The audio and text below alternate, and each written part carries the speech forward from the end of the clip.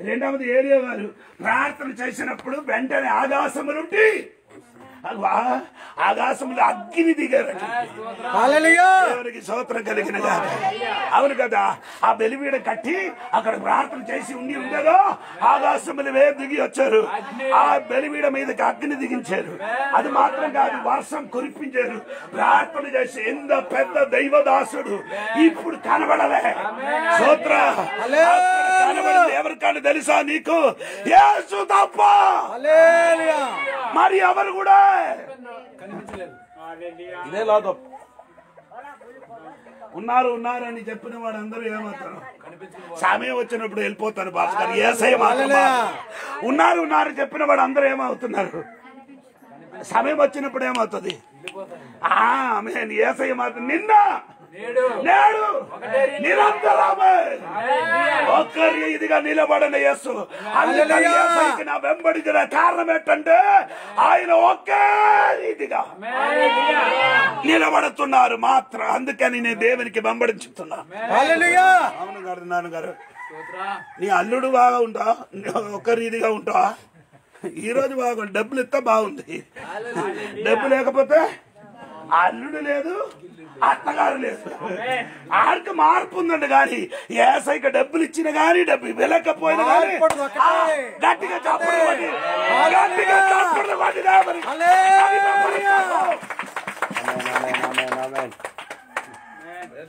మార్పు లేని దేవుడు.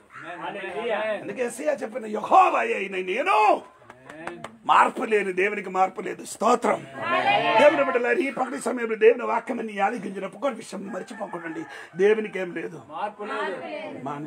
మనిషిని వలన కాదు. దేవుడు అది చెప్తే చేయిస్తాం.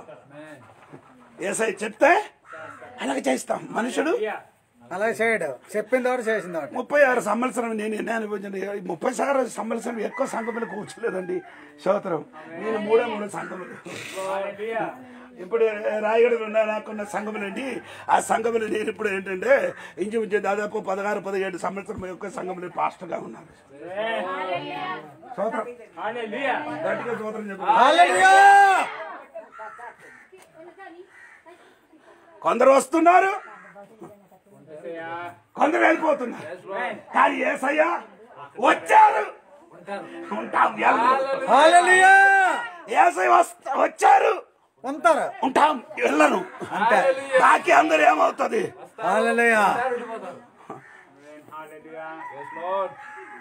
ఆయనకేం లేదు. ఓ చెప్పలేదు మీరు. మార్పు లేదు చెప్పాలి. నీకు అమ్మ మారిపోతుంది, నాన్న మారిపోతుంది, చెల్లి మారిపోతుంది, భర్త మారిపోతుంది, పిల్లలు మారిపోతుంది. దేవుడు మాత్రమే లేదు. ఈ ఆరాధనకి వచ్చిన దేవుడి బిడ్డలు తెలియ బాగా తెలుసు, మార్పు లేని దేవుడు. స్తోత్రం. పాట ఉంది పాడడానికి టైం లేదు. మార్పు లేని దేవుడు. అందుకని ఈ సంవత్సరం గుంజడానికి ఎన్ని రోజులు ఉంది? 15 రోజులు ఉంది. ఈ 15 రోజులు ఉన్నప్పుడు ఒక విషయం తెలుసుకో, నీ నమ్మిన యేసయ్య ఏమి మారదు. ఒకటి నేను చెప్పారు. ఇక్కడ మనం చదివిన వాక్యములు అది ఒక్కొక్క పదమని చెప్పుకొని వెళ్ళాలి. ఒకటి చదవండి. అదే యెషయా గ్రంథము 64 అధ్యాయం 8 వచనము. తండ్రి రెండు మార్పు లేని దేవుడు మనకు తండ్రి. స్తోత్రం.